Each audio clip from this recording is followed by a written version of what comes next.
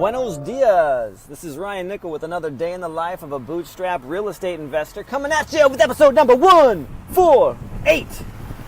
All right. I should probably close my windows as I'm driving the minivan. Woo! All right, just got out of the gym, swimming.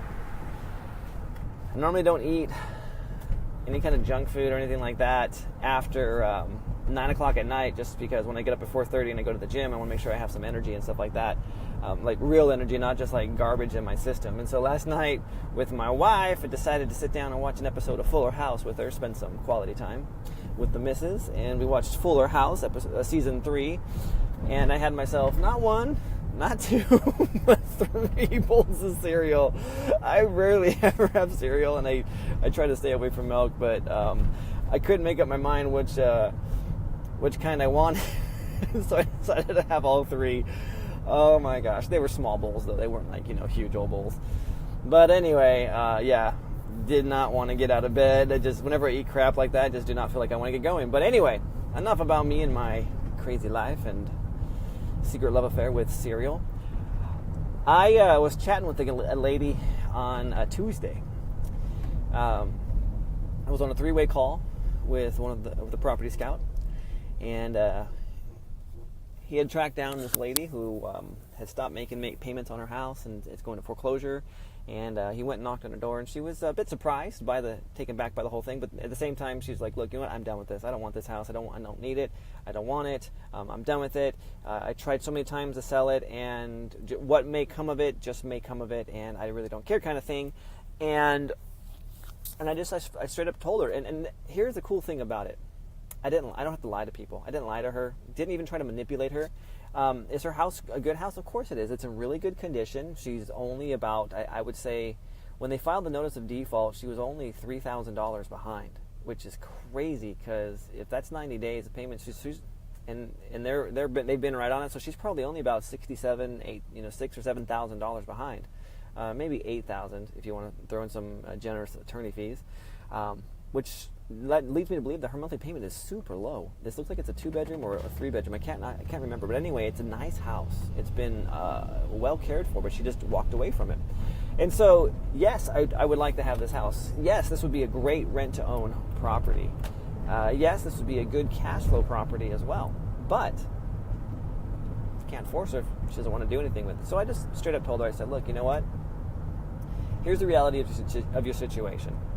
You're wanting to just walk away from it all. You will get hit with the tax consequence, because the Bush tax credits of 2008, the Mortgage Forgiveness Act of 2008, has expired. Obama let it expire while in office. He did not renew it. It expired December 31st, 2016. He did not renew it before he left office. So you will get hit with a tax consequence. Now, and that tax consequence is from the IRS. You'll be for whatever your house is the current mortgage on it versus what they sell it for, the difference on that, if it's less than what they owe, or even if they forgive the whole thing, if they take the whole thing and they don't even sell it, they take the whole thing, that's going to be a forgiveness on you. So that's $100 and something thousand that you're going to be hit with in taxes. Now again, I told them, like, look, I'm not a tax accountant, I'm not an attorney, I'm not a real estate agent. I can't give you legal advice, and I can't tell you what to do. I can tell you from my experience that this is what I've seen in my own situation and in others. I'm just here to help you get out of the situation, get out of this problem. Now, also, if you have back taxes on this property, that's something else that is going to come into play as well. So those taxes, you're going to be liable for.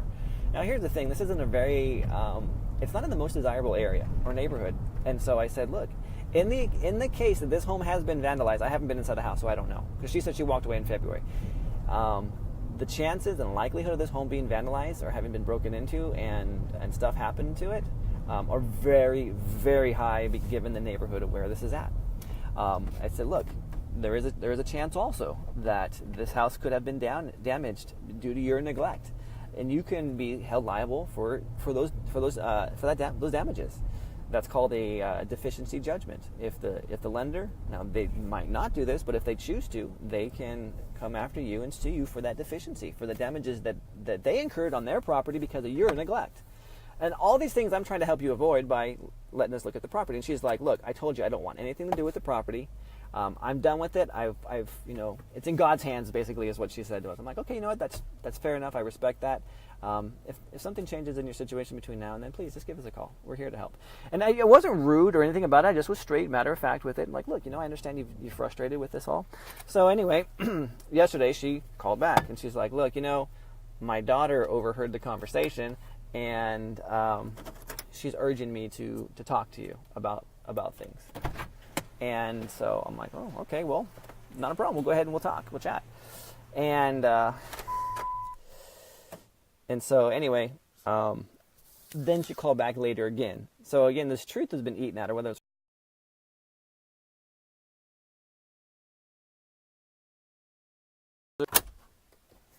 oh, I am back. Okay, like paused on me. That's part of this. That's part of her fear. So she wrote. Then she called back and she's like, look, you know what? She didn't say this, but basically it was like, this sounds too good to be true. I'm behind. I need someone to bring it current and then take over those payments.